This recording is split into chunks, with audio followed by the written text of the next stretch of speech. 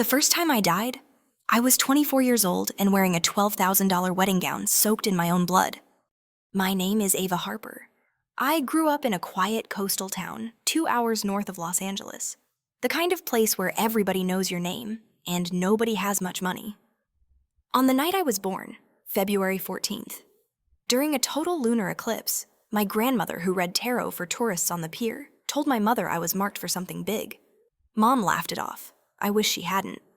24 years later, the Harrington family came looking for the girl born under that exact eclipse. They weren't just rich, they were California royalty.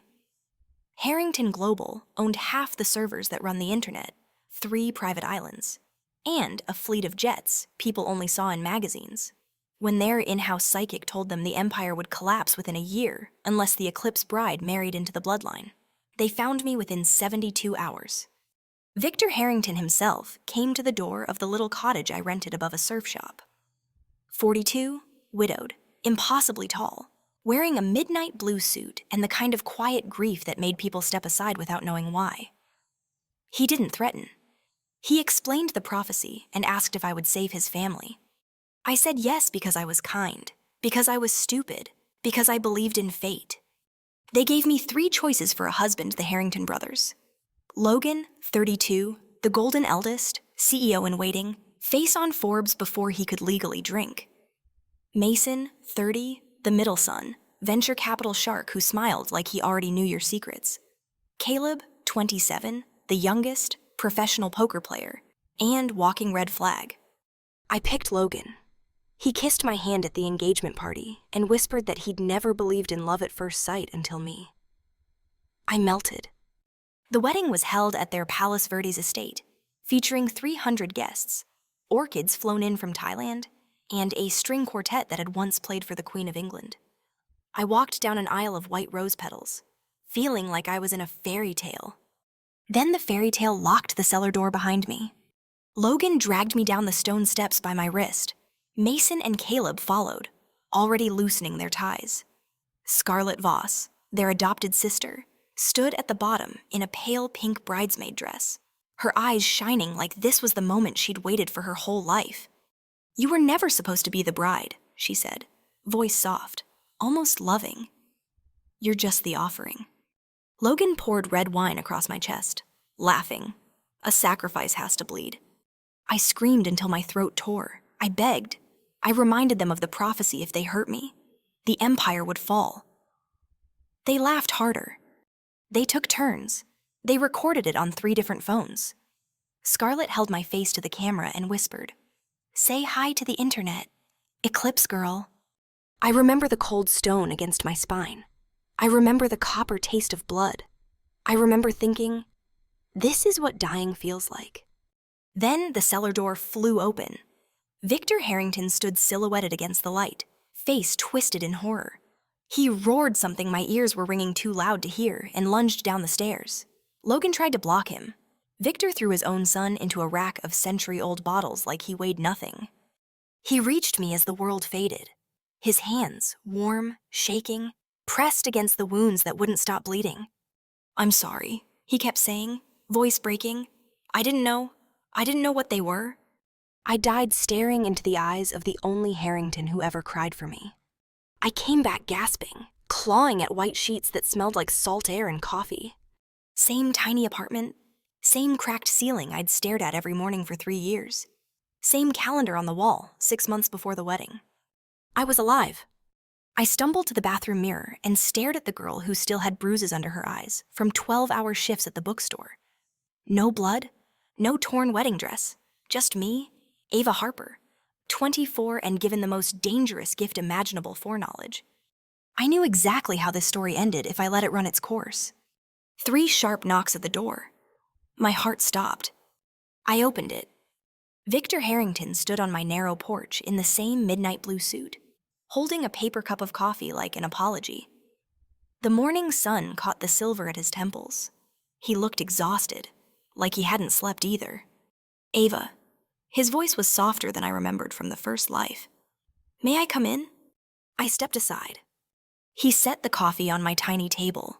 hands steady despite the faint tremor I now recognized as rage held in check. "You've heard the prophecy," he began, our psychic. I know what she said. I cut him off, wrapping my arms around myself. "I also know what happens if I marry one of your sons." His head snapped up. Something dark and sharp flashed across his face. "What do you mean?" I met his eyes. I'll be dead before the honeymoon. Silence stretched between us, thick and electric. I watched him process, watched the moment he decided I wasn't guessing. He exhaled slowly, then walk away. "I'll pay you whatever you want. Name it. Stay safe." He turned to leave. I caught his wrist. The contact jolted us both. "I'll marry a Harrington," I said, voice steady even though my pulse was hammering. But not Logan, not Mason, not Caleb. He frowned, confused. "Then who?" "You?" The word hung in the air like a gunshot. Victor stared at me for a long time. Then he laughed, one short, incredulous sound. "Ava, I'm 18 years older than you. I buried my wife 10 years ago. I have 3 sons older than... I don't care." I stepped closer, close enough to smell cedar and the faint trace of gun oil that never quite left his hands. "Your sons are monsters. You're the only decent man in that bloodline. I choose you." His jaw worked. I saw the war inside him: duty, guilt, fear, and something warmer he was terrified to name. "This isn't a game," he said roughly. "If you do this, they'll hate you. They'll try to destroy you." "Let them try." My voice cracked on the last word. The memory of cold stone and laughing voices leaked through. I hated that he heard it. Victor's eyes softened. He reached out, slow enough that I could pull away, and brushed a loose strand of hair behind my ear.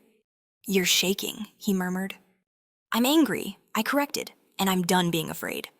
He studied me for another heartbeat, then nodded once, decisive. "Fine, but we do this my way. Secret engagement. No announcement until I've locked the board and neutralized every threat inside that house. You'll have complete control of the shares on the day we get married.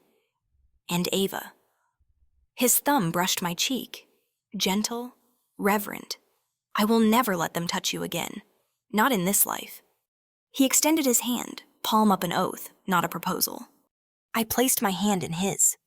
For the first time since coming back, I felt something more substantial than dread. I felt safe. Outside, the Pacific crashed against the cliffs like it was applauding. Inside my tiny apartment, the new story began. Not the eclipse bride sacrificed for a dynasty, but the woman who stole the king and burned the old kingdom to the ground so something better could rise. I moved into the Harrington compound on a Tuesday, under a sky the color of wet steel. The estate sits on the edge of the Palos Verdes cliffs like a fortress made of glass and money. 40,000 square feet, infinity pools that spill into the Pacific, a garage full of cars that cost more than most people's houses. I arrived with one suitcase and a heart full of knives. Victor met me at the private gate himself. He took the suitcase from my hand, fingers brushing mine just long enough to remind me whose side he was on. "Rooms on the east wing," he said quietly. "Opposite side of the house from the boys, motion sensors, bulletproof glass, and 2 ex-Delta guys on rotation outside your door. You'll be safe." I believed him. I shouldn't have. That first night, I couldn't sleep. The ocean roared below the cliffs, wind rattling the floor-to-ceiling windows like it wanted in at 3:17 a.m. I smelled gasoline.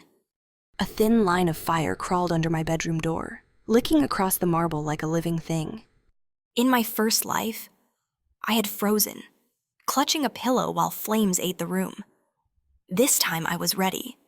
I'd replaced the smoke detectors myself, bought a commercial extinguisher, and slept fully dressed. I killed the fire in under a minute, white foam hissing over blackened stone. Footsteps in the hallway, slow, deliberate.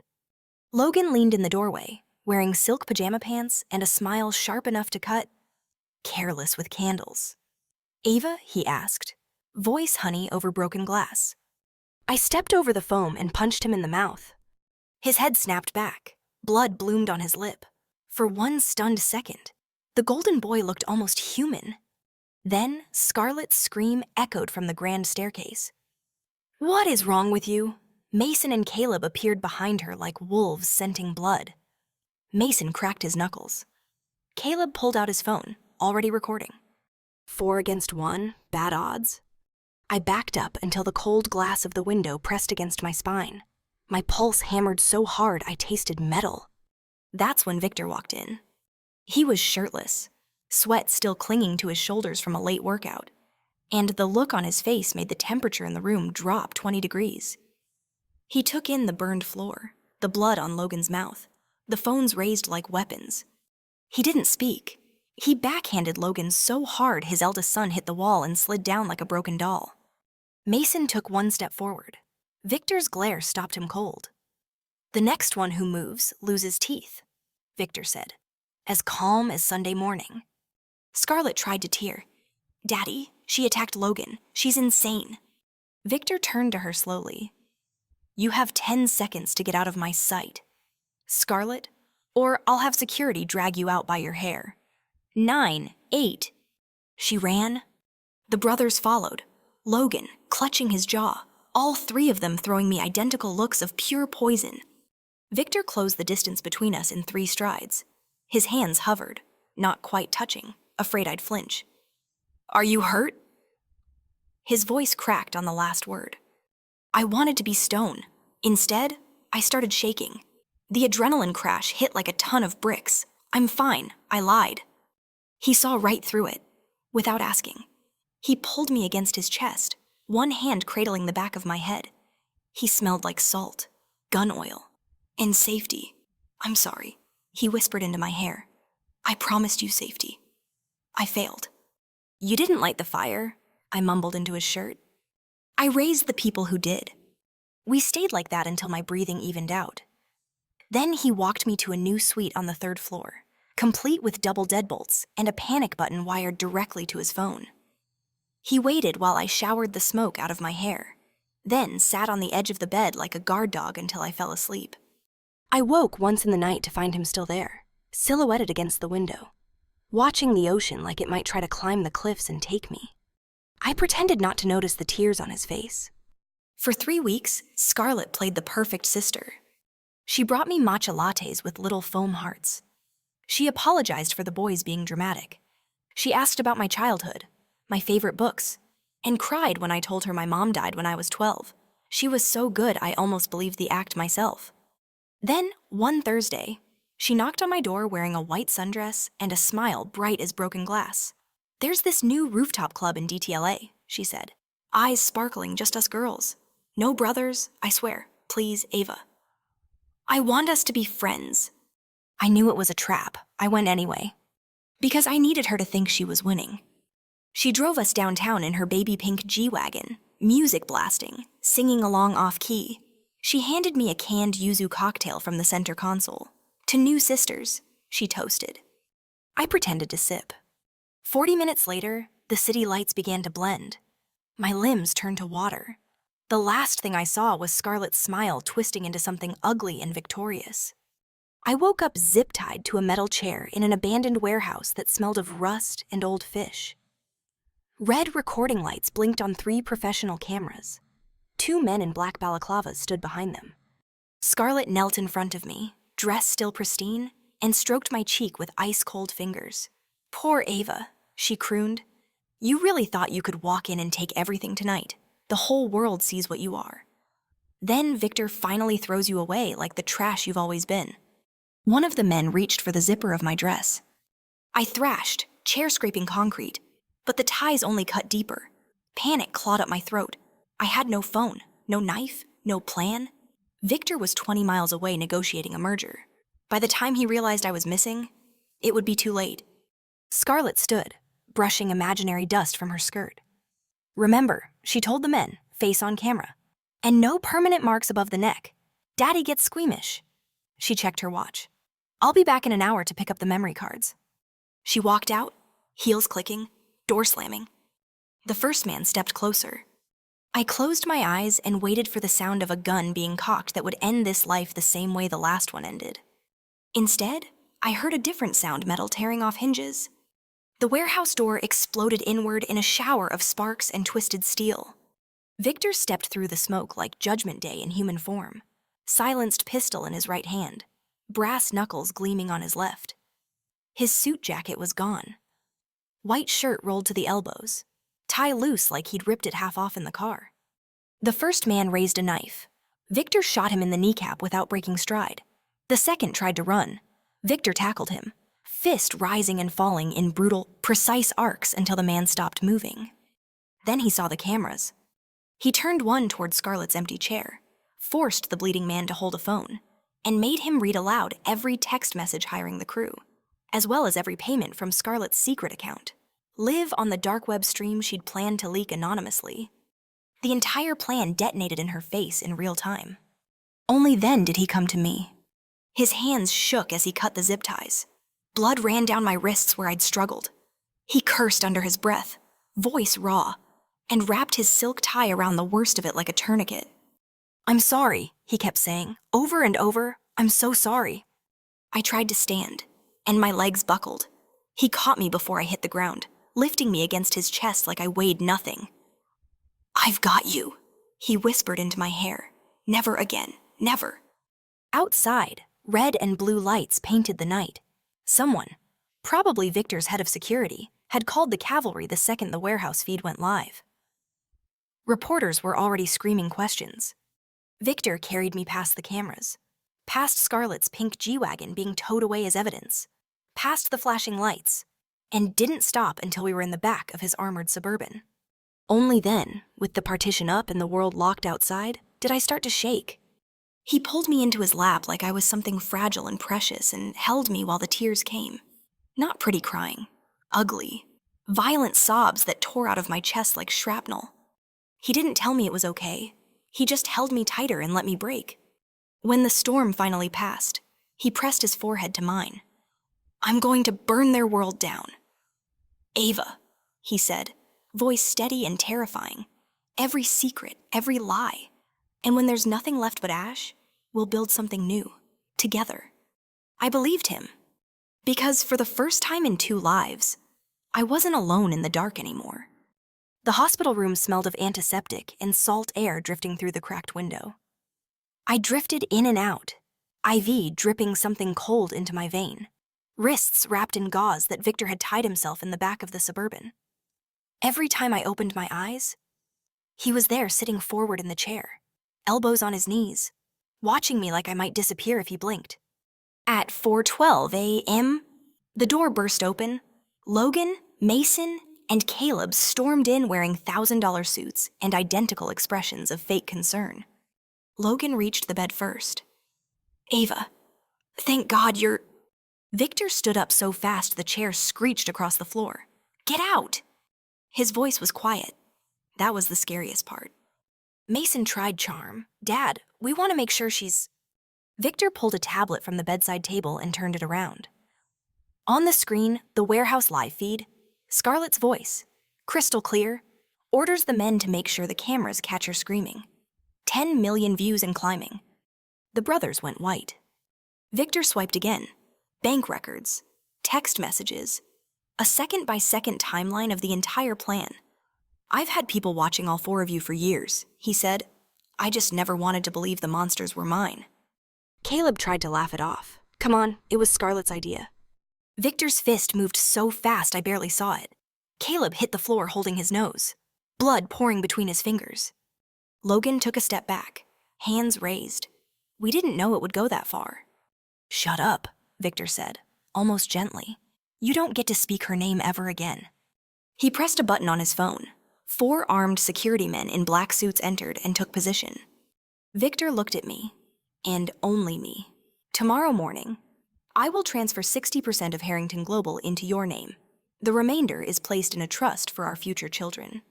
My sons will receive a monthly allowance equivalent to what I pay my junior accountants. They will never sit on the board again." Logan lunged. "You can't." Victor caught his wrist and twisted until something cracked. Logan dropped to his knees with a choked scream.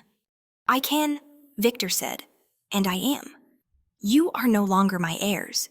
You are strangers who happen to share my blood, and strangers can be removed." He nodded to Security 179. The brothers were dragged out, Caleb still bleeding, Logan cradling his wrist, Mason silent and pale. Scarlett tried to slip in wearing a hoodie and fake tears. Victor caught her by the throat not hard, just enough to stop her and marched her to the window. "Look," he said. Outside, news vans lined the street. Her face was on every screen, tech heiress caught ordering assault. She started shaking. "Daddy, I can explain." "You are not my daughter," he said. "You never were." My wife felt sorry for a 7-year-old orphan. That pity expired tonight. He released her. She crumpled. Victor turned back to me, and the rage melted off his face like snow in sunlight. He knelt beside the bed, took my hand, and pressed it to his lips. "I should have protected you sooner. In another life, I failed you entirely. Not this time." I didn't ask how he knew about the other life. Some truths are too heavy for words. I just threaded my fingers through his and held on. 2 days later, they attempted to seize the kingdom by force. Victor called an emergency board meeting at the downtown headquarters. I walked in wearing a white suit and the calm of a woman who had already died once. The brothers were already there, flanked by 6 private military contractors in tactical gear men they'd paid with crypto so it couldn't be traced. Logan stood at the head of the table. As he belonged there, Dad's clearly compromised. He announced early onset dementia, manipulated by a 24-year-old gold digger. We're taking emergency control for his own good. The contractors raised rifles. For one heartbeat, I thought we were dead. Victor didn't even flinch. He pressed a single key on the laptop in front of him. Every screen in the room lit up. Live drone footage showed LAPD SWAT teams storming the brothers' offshore accounts, freezing hundreds of millions. Another feed Scarlett in an orange jumpsuit being walked into Twin Towers Correctional. A third, the 6 contractors' families receiving visits from very polite FBI agents asking about unreported income. Victor finally spoke. "You forgot who built this empire. Every guard in this building served under me in Kandahar or Fallujah. Every board member owes me their first fortune. And every camera in this room has been streaming to the SEC, the FBI, and 3 major news networks for the last 10 minutes. The contractors slowly lowered their weapons. Their commander looked almost relieved. Logan's face twisted into something feral. "Had you chosen her over your own blood?" "I'm choosing the future," Victor said, "and none of you are in it." Security, absolute security, loyal for 20 years, poured in. The contractors were disarmed. The brothers were cuffed with zip ties. As they were dragged out, Mason screamed, "This isn't over." Victor looked down at him like he was an insect. "It ended the moment you zip-tied her to a chair." That night, Victor carried me over the threshold of the beach house he'd kept secret for years. No Harrington name on the deed. Impossible to find. He set me on the kitchen island, poured 2 fingers of 30-year scotch, and handed me one. "To the end of the old world," he said. I clinked my glass against his, and the beginning of ours. We didn't make love that night. We were both too raw. Instead, he held me on the deck while the ocean erased every footprint behind us, whispering apologies in 3 languages until I fell asleep in his arms. The wedding was supposed to be a small, intimate affair with 50, barefoot on the sand, for a sunset ceremony. Instead, 800 showed up. Victor had quietly invited every tech journalist, rival CEO, and regulator who'd ever tried to tear him down. He wanted them to witness what loyalty looked like. I walked the aisle in a simple silk slip dress, without a veil, my hair loose, carrying white plumeria that smelled like Hawaii and second chances. Victor waited under an arch of driftwood and fairy lights, wearing linen rolled to the elbows, eyes red like he'd been crying since dawn. We wrote our own vows. His words were short. "In 2 lives you saved me. This time, I get to spend the rest of mine saving you." Mine were shorter, took you long enough. We were laughing when we kissed. The crowd roared. That was when Logan stumbled in. He was drunk, unshaven, wearing the same suit from the boardroom disaster. He climbed on a chair and screamed over the music. "She's reborn, we all are. We killed her last time, and we'll do it again." The string quartet stopped mid-note. 800 heads turned. Victor froze with his arms still around my waist. Because he remembered. I remembered. And suddenly, in the stunned silence, Mason and Caleb stood up from the back row they'd bribed a caterer to sneak them in and started clapping slowly. "Tell them, Dad," Mason called, voice dripping venom. Tell them how you let us murder her the first time because you were too weak to stop us. Gasps rippled through the crowd. Phones came out. Victor's grip tightened on me. For the first time since I'd known him, he looked old. I took the microphone from the officiant, and I told them everything. Every bruise, every laugh in that cellar, every second of dying on cold stone. I told them how the brothers turned on each other after my death, how they poisoned Victor at a board dinner 6 months later, how they fought over the corpse of the Empire until none of them were left alive. I told them how Victor had died, begging them to spare the company he'd built with his bare hands. And I told them how, in this life, he chose differently. The live stream, because, of course, Victor had arranged a live stream hit 200 million views in 6 hours. By morning, the brothers and Scarlett were in federal custody. The evidence Victor had spent a decade collecting quietly, patiently, praying he'd never need it became their life sentences without parole. 3 months later, I stood on our bedroom balcony in the beach house, barefoot, 8 weeks pregnant, watching dawn paint the Pacific gold. Victor came up behind me, wrapped his arms around my waist, and rested both hands over the tiny curve that was our future. In both lives, he whispered against my neck, "You were the prophecy." I turned in his arms and pressed my forehead against his. No, my love, the prophecy was never intended to save the Harrington Empire. I took his hand and laid it over my heart. It was about finding the one man worth burning it down for, and building something better in its place. He kissed me slow and deep, tasting like salt and coffee and forever. Below us, the ocean kept its ancient rhythm, washing every trace of the old world out to sea. And somewhere far away, in cold concrete cells, 4 monsters who once owned the night learned what real prison feels like when the sun finally rises on people who chose love over legacy. We didn't look back. We had a new kingdom to rule, one built on trust, on scars that healed into strength, and on a promise kept across 2 lifetimes. Never again